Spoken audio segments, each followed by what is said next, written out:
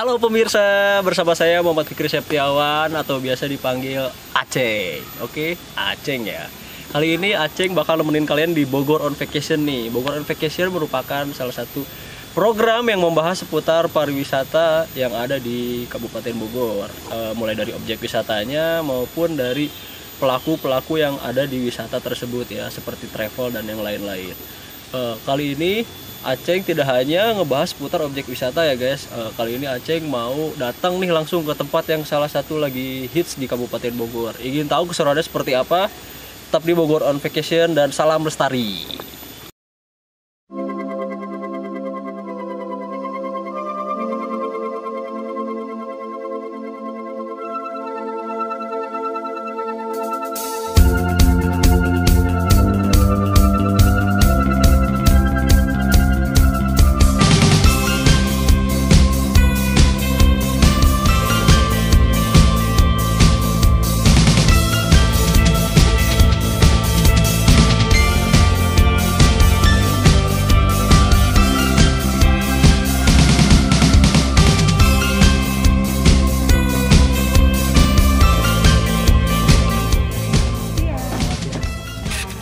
Oh iya, makasih Bu. Ya.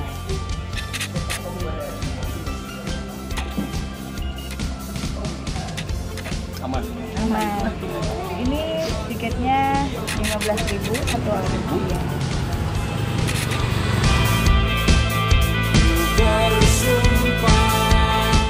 Halo sobat Bogor on Vacation. Penasaran kali ini Aceng lagi berada di mana? Aceng lagi berada di Gunung Salak Endah, yaitu bisa disingkat GSE ya. GSE ini merupakan salah satu objek wisata yang berada di Kabupaten Bogor guys. Buat kalian nih yang penasaran ada apa aja, ini dia. Mulai dari pemandian air panas ya guys, terus ada curug-curugnya tuh, Curug Cigamea, Curug Seribu, Curug Kondang. Dan nanti kali ini Aceng bakal datang ke Balong Endah. Balong Endah ini merupakan salah satu curug yang paling difavoritkan katanya ya di kawasan objek wisata Gunung Salak Endah ini. Ada lagi tuh di bawah tuh seperti berbagai macam apa ya, Curug Gua Lumut, Curug Mumpet, lalu ada Ranggon Hills dan Kawah Ratu. Buat kalian yang mau berlibur di kawasan manapun gitu ya, tetap jaga kebersihan lingkungan, tetap dilarang coret-coret ya di kawasan wisata tersebut, lalu tetap jagalah kebersihan, yaitu buang sampah pada tempatnya. Oke guys, lestarikan alammu, sayangi alammu, maka alam akan mencintaimu. Bogor on Vacation, let's go. Demi jembatan layang meluncur dari pramuka, sandarkan demi polisi dan kantornya yang di seberang.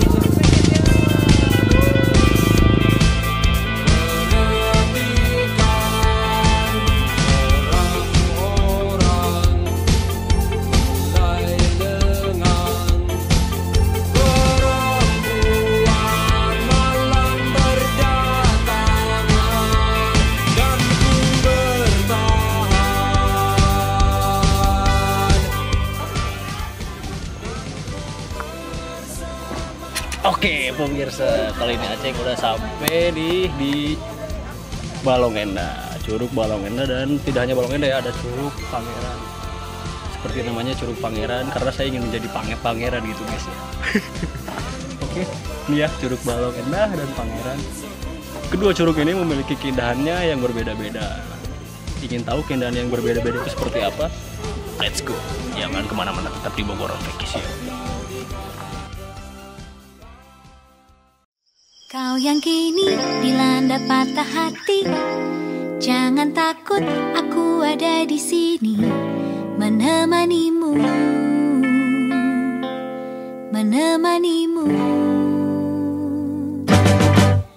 Nah pemirsa, menurut informasi yang saya dapatkan di Curug Balong Endah ini maupun Curug Pangeran, jam operasional yang ditetapkan itu mulai dari pukul 7 pagi hingga pukul 5 sore. Sebelum pandemi pun sama, jam operasional ini tetap berlaku pada pukul 5 sore, tidak dilebihkan, tidak dikurangkan. Jadi tidak ada dampak dari pandemi tersebut ya guys.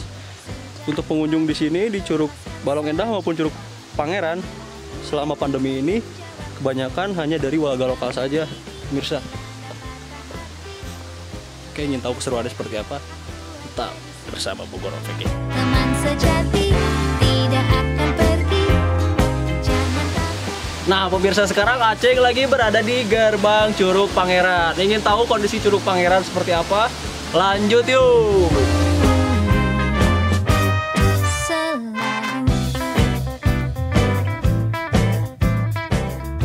Nah, ini dia guys, Curug Pangeran. Curug Pangeran ini berada dalam kawasan wisata Gunung Bunder di Taman Nasional Gunung Halimun Salak.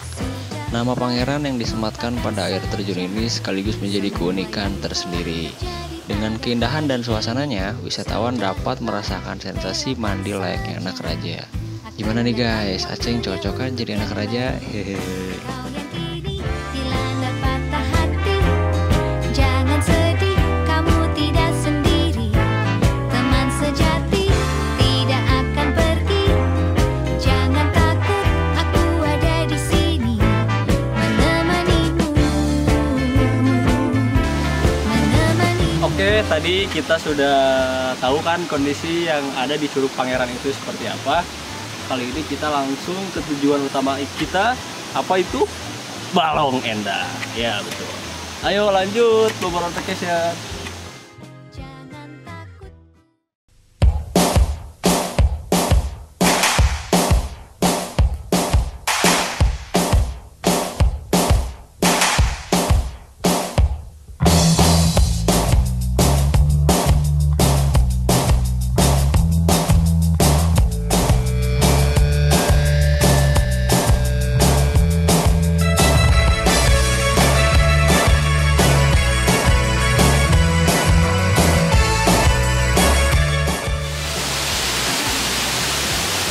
Oke bang, lanjut Balong Endah. Ya. Ya, sini beda tiket abang sama yang tadi di atas untuk Curug Pangeran. Kalau yang di sini boleh kalau itu berapa kan? Sama 10.000 per orang. 2000. Ya. Abang berapa orang? Saya sendiri aja. Oke. Kebetulan sendiri kan. Ya, siap. Saya mau nanya-nanya seputar yang ada di Curug Balong Endah ini, boleh kan? Ya. Bisa dijawab, saya jawab. Siap, siap Kang. Balong Endah ini kan emang udah terkenal hits ya gitu Kang ya di Kabupaten Bogor gitu. Ya. Kalau untuk Balong Endah ini jam operasionalnya dari jam berapa sih? Kalau untuk yang masuk itu terbebas dari merekanya. Kalau untuk saya pribadi standby dari sini jam 6:30. Jam setengah 7. Ya, kalau untuk posting atau steril area itu jam 5. Jam 5 sore ya Kang? Ya, jam 5. Kayak gitu pemirsa, jadi di Balong Endah ini ya closingnya tetap ya sama kayak yang pintu loket di depan gitu jam 5 sore. Tapi Kang, saya mau nanya lagi nih, kalau untuk pendatangnya gitu, pendatangnya di sini lebih dominan ke warga lokal apa dari luar juga ada Kang? Nah, kalau untuk lokal jarang, paling ya dari bangsa-bangsa kita aja. Oh iya, Paling yang sekitaran kayak Depok, Parung, Tangerang, dominan di sini. dominan Iya. Apa gara-gara pandemi ini ngaruh gitu kan ke ini pelanggan di sini? Kalau untuk wisatawan, ya kalau untuk para pengunjung atau wisatawan yang lainnya ngaruh juga bang. Soalnya kan satu melewati PSBB, ya dua dibatasi para pengunjung juga. Jadi dari sekian 100% mungkin dikurangi jadi 20%. Jadi mempengaruhi semuanya. Tapi kalau untuk jam operasionalnya gitu Kang, dari sebelum corona itu apa emang udah closingnya jam 5? Dari awal jam 5. Oh ya, Ya, berarti kita menetapkan kalau untuk closing ataupun opening sama aja, nggak pernah dirubah. Kecuali pembatasan kita mengikuti yang aturan dari depan. Ya. Dari pihak Taman Nasional. oke Kang, terima kasih banyak ya. Siap.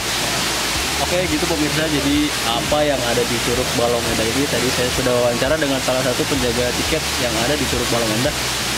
Kali ini saya mau lanjut ke curugnya langsung nih.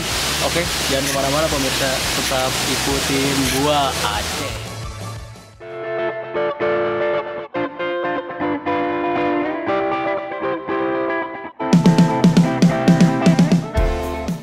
Keindahan kolam Curug Balong Endah ini dikelilingi oleh pepohonan yang rindang dan masih alami. Juga terdapat batu-batu alam yang cukup besar di sepanjang kolam.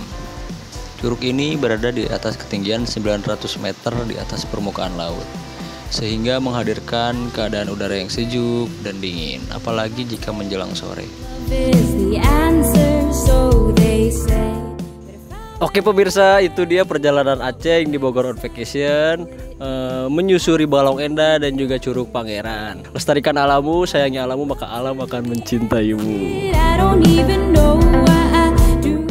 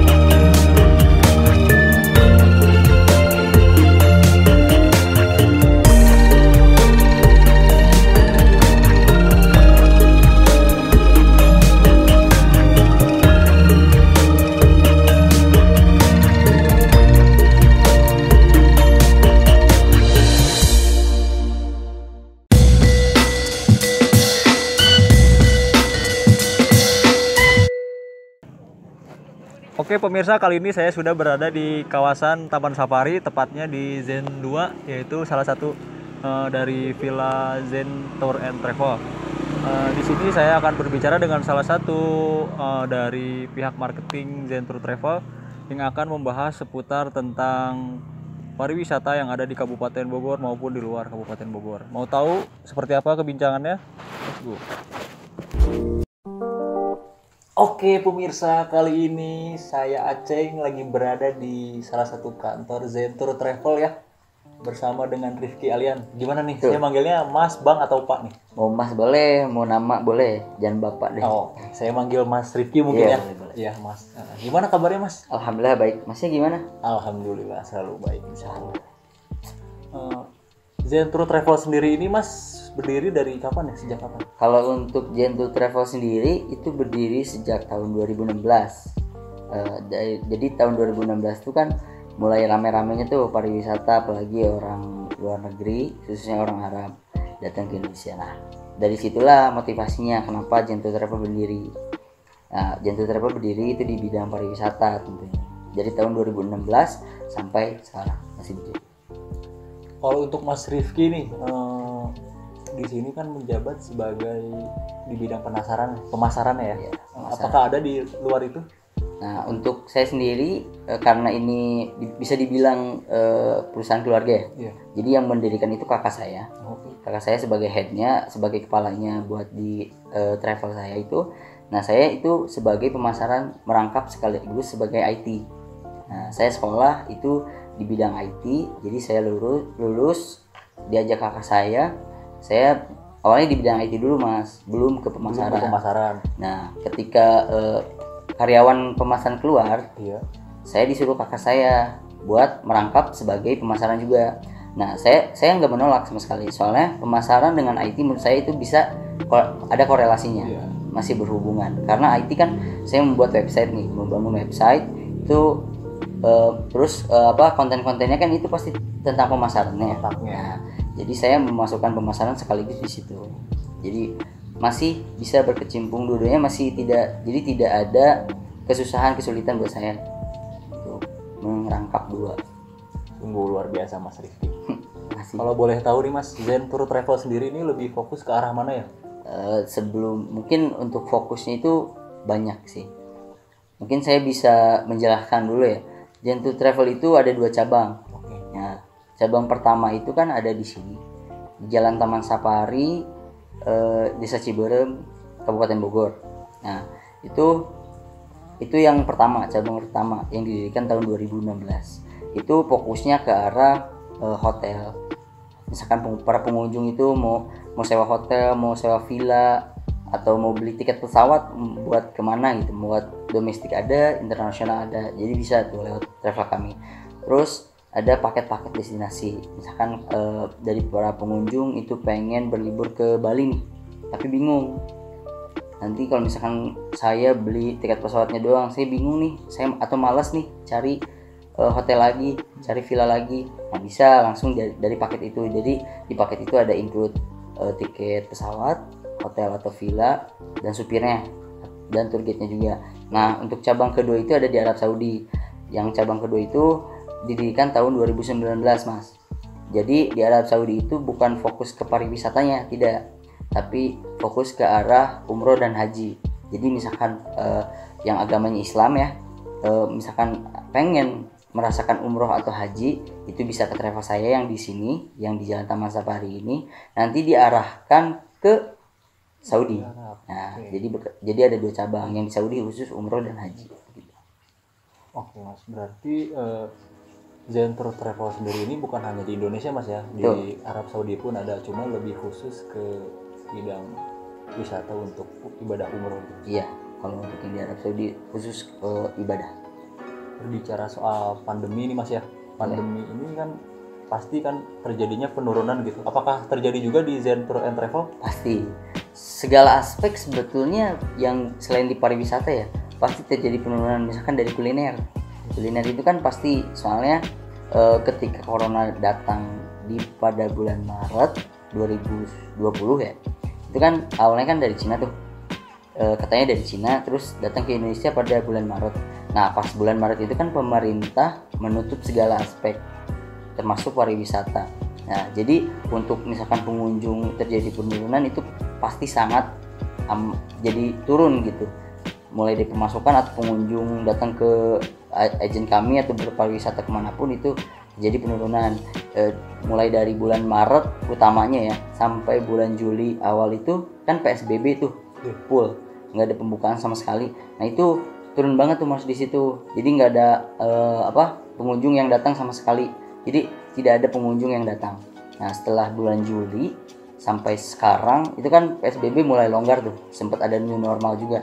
Itu ada yang membeli tiket, menyewa hotel, menyewa villa, itu ada, tapi tidak sebanyak yang sebelum ada pandemi ini. Jadi drastis gitu, jauh drastis. Yang dulunya setiap hari ada, sekarang itu cuman bisa dihitung per harinya atau per bulan itu bisa dihitung berapa orang sih yang membeli tiket pesawat, berapa orang sih yang menyewa hotel, berapa orang yang menyewa villa gitu. Apakah dengan terjadinya penurunan pelanggan gitu Mas di harga dari di harga Zentro Travel ini terjadi penurunan harga?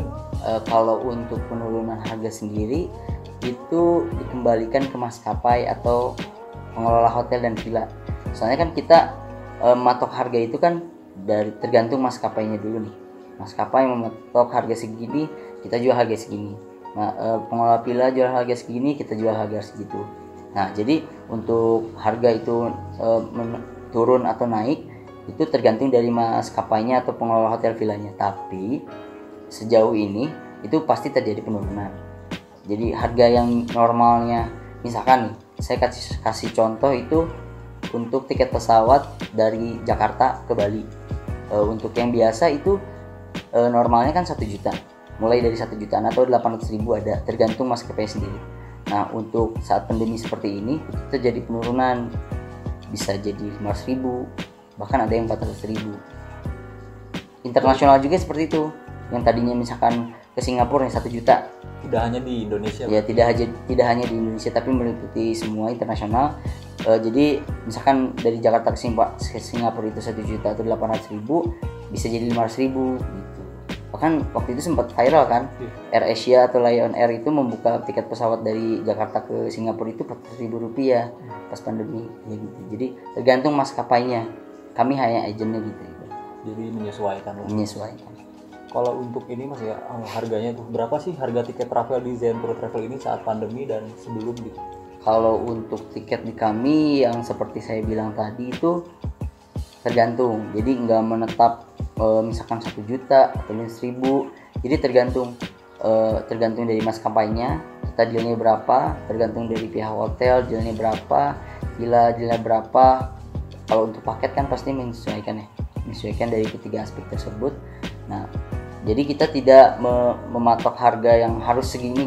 Misalkan Mas sendiri nih mau ke Surabaya itu misalkan 600.000, kita pasti mau matok 600.000. Tidak, itu tidak seperti itu, tergantung kebijakan dari maskapainya sendiri. Nah, untuk pada saat pandemi itu semua maskapai rata-rata itu pasti menurunkan harga tiket pesawatnya mulai dari 10% hingga 30% gitu. Di mana sih jika kita ingin membeli tiket travel ini saat pandemi? Apakah datang ke tempatnya ataupun tersedia untuk online-nya gitu? Untuk beli ke kami gitu ya. Iya. Nah, untuk ke kami itu sebenarnya kalau misalkan di saat pandemi ini sama saja seperti biasanya. Jadi para pengunjung atau para calon penumpang itu bisa membeli tiket ke kami dengan datang ke kantor di Jalan Taman Safari ini. Itu bisa datang, tapi dengan perbedaannya di pandemi itu dengan tetap memperhatikan protokol kesehatan gitu ya. Menggunakan masker, nanti kita sediakan juga hand sanitizer, dites dulu suhu badan kayak gitu Mas. Terus tapi kalau misalkan orang-orang malas nih keluar rumah, kita menyediakan juga dari online-nya. Bisa dari sosial media, website atau nomor telepon yang sudah dicantumkan di sosial media dan website kayak gitu. Buat pemirsa yang ingin tahu buat order online-nya nih buat ke Zentour Travel, nanti tersedia di bawah sini ya. Betul.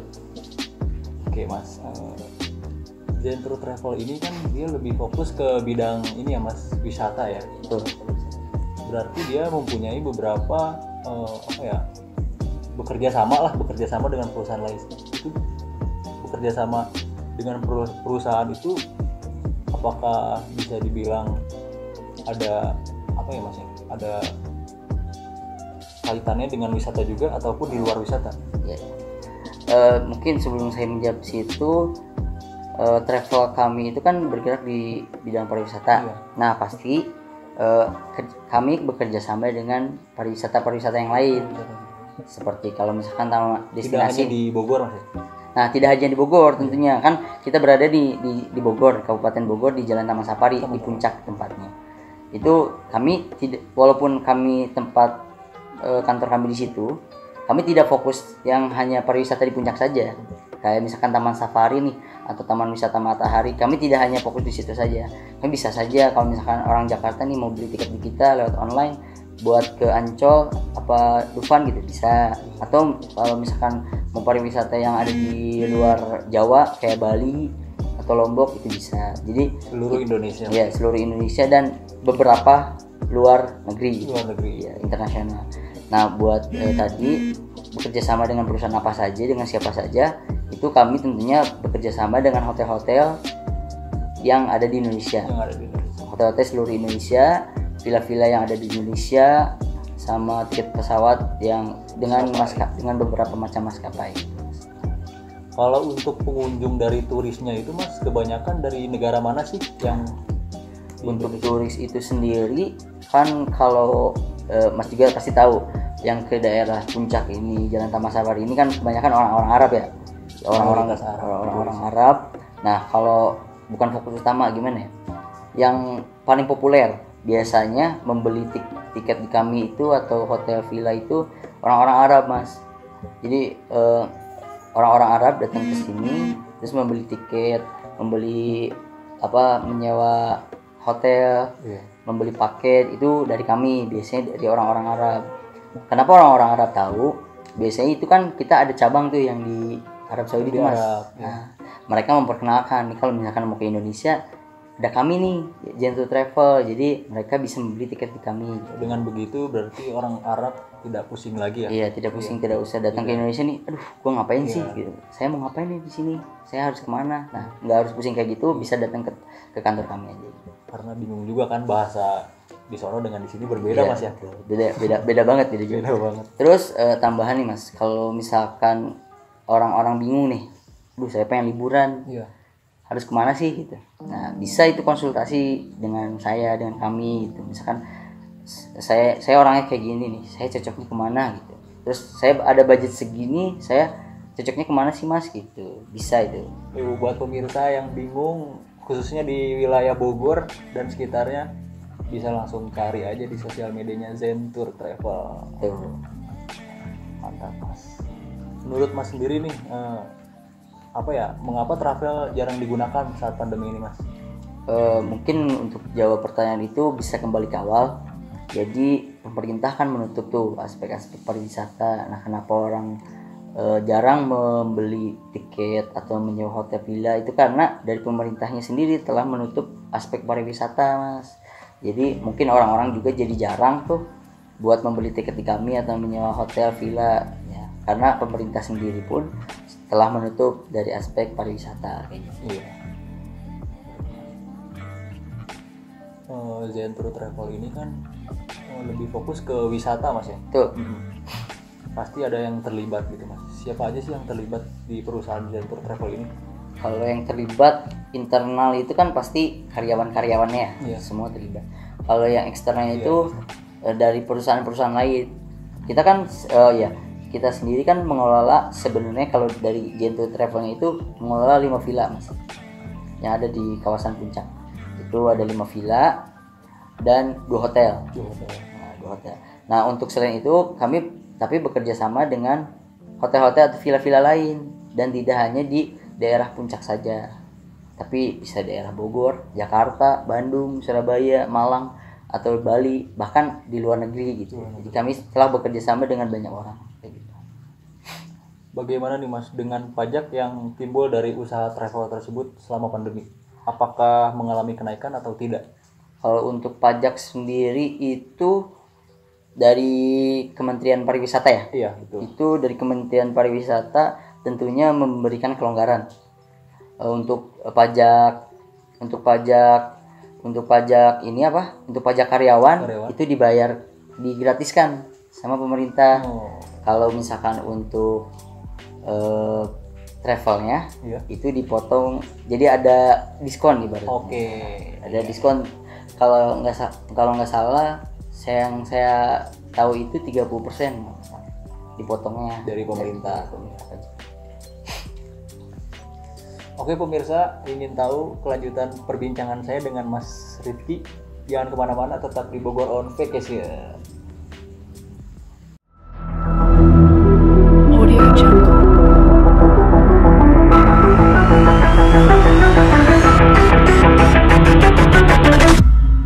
...2021 adalah tahun kebangkitan. Dan inilah api harapan Kabupaten Bogor. Kabupaten Bogor, Gerda! Komitmen mewujudkan Kabupaten Bogor termaju, nyaman, dan berkeadaban akan terus dilakukan. Karena betapapun dahsyatnya pandemi, pasti ada titik akhirnya. Perekonomian di Kabupaten Bogor saat ini solid dan adaptif terhadap COVID-19. Bawah kepemimpinan Bupati Bogor Adi Yasin dan Iwan Setiawan, semuanya bergerak cepat, semuanya memperkuat sinergi dan kolaborasi, optimis untuk kebangkitan Kabupaten Bogor. Sejumlah prioritas percepatan pembangunan di Kabupaten Bogor akan segera digulirkan pada 2021. Antara lain, pemetaan Cibinong Raya,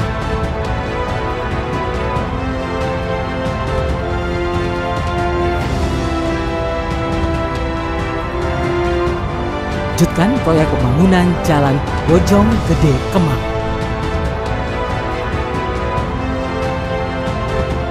Lanjutkan pembangunan Jalan Poros Tengah Timur.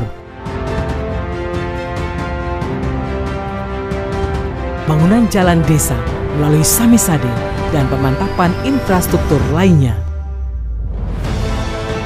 Pembangunan Rumah Sakit Umum Daerah di Kabupaten Bogor, wilayah utara. Siswa Pancakarsa untuk 1.200 pemuda berprestasi dan untuk penghafal Hafiz Quran. Tuntas rehabilitasi ruang kelas SD dan SMP. Kan insentif RT RW guna meningkatkan kinerja pelayanan kepada masyarakat. Serta program-program pemulihan ekonomi daerah yang juga menjadi prioritas. Yakinlah dengan kedisiplinan, kecepatan, dan ketepatan langkah. Bersama kita hantarkan Kabupaten Bogor termaju, nyaman, dan berkeadapan. Mari sambut tahun baru dengan optimisme dan jiwa yang lebih maju, dengan semangat yang menderu-deru untuk Bogor bangkit.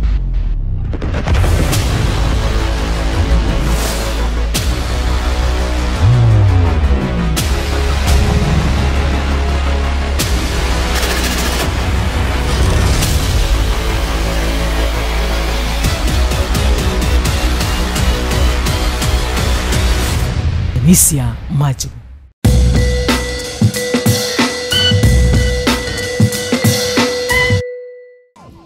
Ya pemirsa, kembali lagi bersama saya Fikri Septiawan di Bogor Advocation bersama dengan Mas Rifki.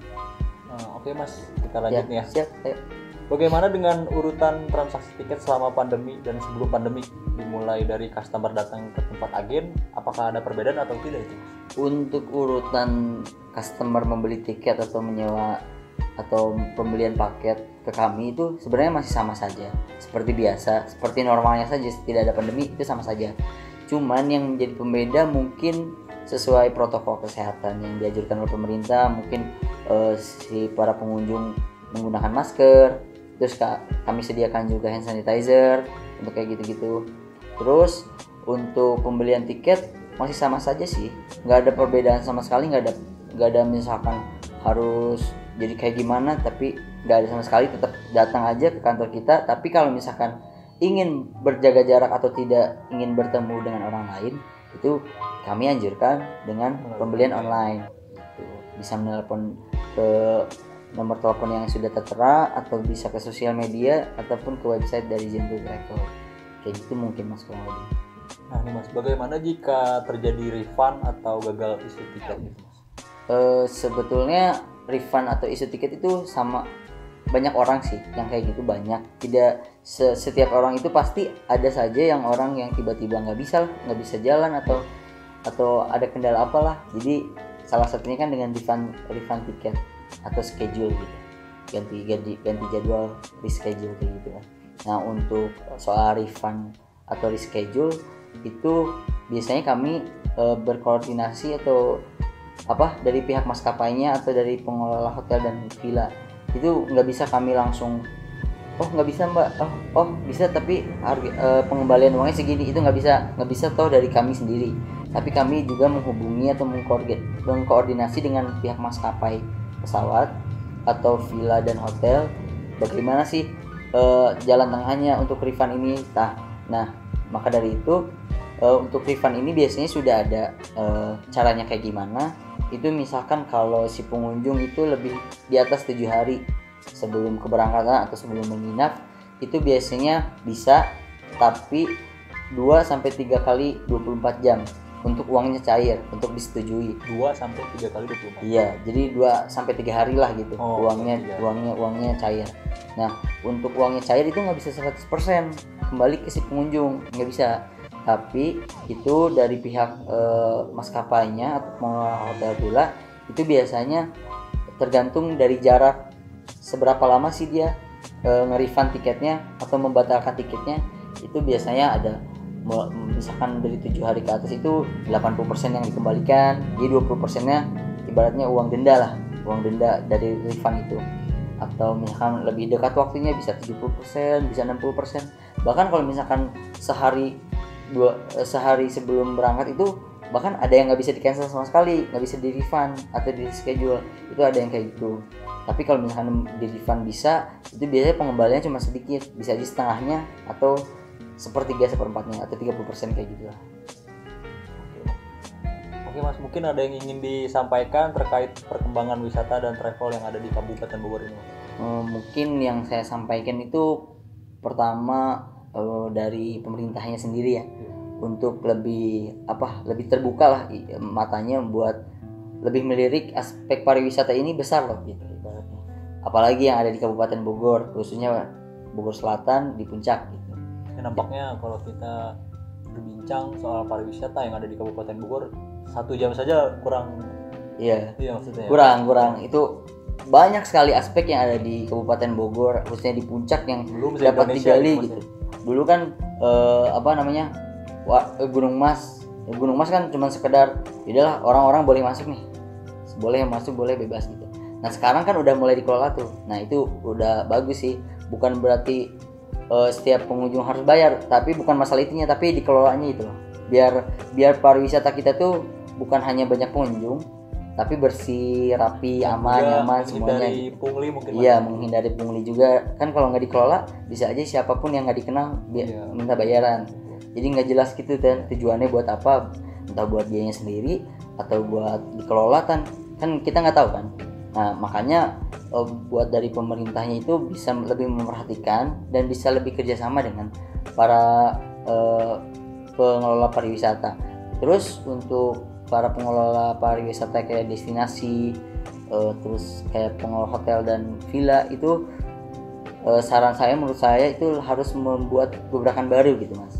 Jadi nggak gitu-gitu aja ibaratnya, tapi harus ada gebrakan baru kayak gimana, bikin plan A plan B gitu, biar bikin apa kayak door prize, promo apapun, biar pengunjung tuh lebih tertarik gitu buat datang ke puncak gitu. Apalagi puncak kan sekarang kelihatan ramai banget tuh, walaupun gak ada promo baru, tapi kalau misalkan ada gebrakan baru kan siapa tahu dari manapun gitu, dari luar Indonesia bahkan buat datang ke puncak gitu, menikmati area wisata yang ada di puncak kayak gitu sih. Berarti untuk lebih ditekankan lagi dari segi promosinya ya mas. Iya, dari segi promosi, gebrakan barunya dari pemerintahnya kayak gimana kayak gitu. Siap.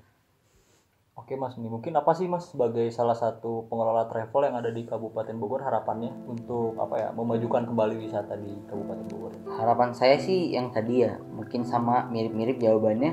Untuk pemerintahnya mungkin lebih pemerintah juga membuat ibaratnya gebrakan buat para pariwisatanya, buat para pengunjungnya, apa sih yang ada di puncak tuh, dia lebih memperkenalkan juga tuh pemerintahnya, bukan hanya dari si pihak pengelola wisata tapi dari pemerintah. Jadi di highlight gitu mas, jadi Kabupaten Bogor tuh apalagi di puncak punya ini loh gitu. Apa sih yang spesial gitu, boleh ditonjolkan, boleh lebih dikenalkan. Nah saya juga beberapa hari lalu, tahun kemarin lebih tepatnya 2020, sempat lihat sih pemerintah tuh membuat gebrakan mulai dari si staffnya atau yang mereka pilih talent-talentnya buat memperkenalkan gitu kepada talentnya, ini puncak tuh punya ini loh gitu. Yang kemarin saya lihat tuh ke Cimory yang di bawah, yang Riverside itu. Nah mereka dari pemerintah Kabupaten Bogor itu memperkenalkan kepada, kalau nggak salah Mojang Jejaka gitu ya, memperkenalkan kepada mereka nih Cimory itu ada ini loh gitu. Nah terus makin ke atas ke Gunung Mas, ke Telaga Saat gitu-gitu, memperkenalkan ini kayak ada kayak gini loh gitu. Nah kan mulai dari yang kecil, mulai dari Mojang Kabupaten gitu. Nah bisa dari Mojang itu kan memperkenalkan lagi kepada teman-temannya, atau kan pasti mereka punya sosial media, memperkenalkan lagi, mempromosikan lagi sosial media. Itu sih mas mungkin dari saya. Bahkan kalau saya tahu gitu mas ya, setiap kilometernya itu di kawasan puncak ini banyak wisata gitu mas ya. Banyak. Iya. Apalagi orang-orang juga banyak memanfaatkan. Nah yang saya kurang suka itu mungkin dari segi macet ya. Macet emang sih sangat banyak gitu wisata, para wisatawan kesini dan menimbulkan ekonomi yang bagus gitu buat daerah sini. Tapi mungkin buat pemerintah atau pihak aparatnya lebih memperhatikan kenapa sih bisa macet gitu. Biasanya kalau menurut saya kalau misalkan macet itu kan bisa dihadapi, bisa ditanggulangi gitu dengan adanya peraturan dari pemerintah gitu, dari kepolisian khususnya. Kenapa sih bisa macet? Apa sih yang harus diatasi? Harusnya kayak gitu. Emang sih udah bagus nih, ada setiap satu minggu itu ada one way. Dari jam 7 sampai jam setengah 9 itu one way dulu tuh ke atas. Jadi yang dari arah Gadok, dari arah Jakarta bisa ke atas dengan satu jalur semuanya. Jadi semuanya, sedangkan yang dari atas itu tidak bisa ke bawah kecuali motor. Itu udah bagus tuh. Cuman mungkin ada yang lebih bagus biar puncak itu selain bagus tapi tidak macet gitu. Bukan berarti nggak bakalan nggak macet, itu pasti macet itu pasti. Cuman gimana sih caranya biar macetnya itu nggak bikin bete gitu kan. Bahkan ada tuh orang Jakarta atau orang di bawah, yang di bawah puncak itu yang nggak jadi ke puncak, muter balik atau menunggu berjam-jam sampai 8 jam tuh. Ada keluhan dari pelanggan tuh bisa kayak gitu, saya capek nih ke puncak 8 jam, beberapa jam nggak naik puncak karena macet gitu, karena banyak mobil. Nah itu biasanya itu harusnya bisa diatasi sih oleh para aparat. Kenapa sih banyak bisa macet gitu? Mungkin banyak pelanggar entah ngambil jalur orang lain yang dari arah berlawanan, kan itu bisa bikin macet ya. Atau yang belum punya surat izin mengemudi bawa mobil atau bawa motor, kan nambah macet juga. Nah mungkin bisa dipertegas agar puncak ini bisa lebih bersih, lebih aman, dan lebih enak juga buat dikunjungi wisatawan, kayak gitu sih Mas harapan saya. Ya semoga harapan Mas Rifki ini bisa tercapai Mas ya. Iya, semoga aja. Mungkin ada kata-kata terakhir Mas atau yang ingin disampaikan pesan-pesan gitu buat para pemirsa?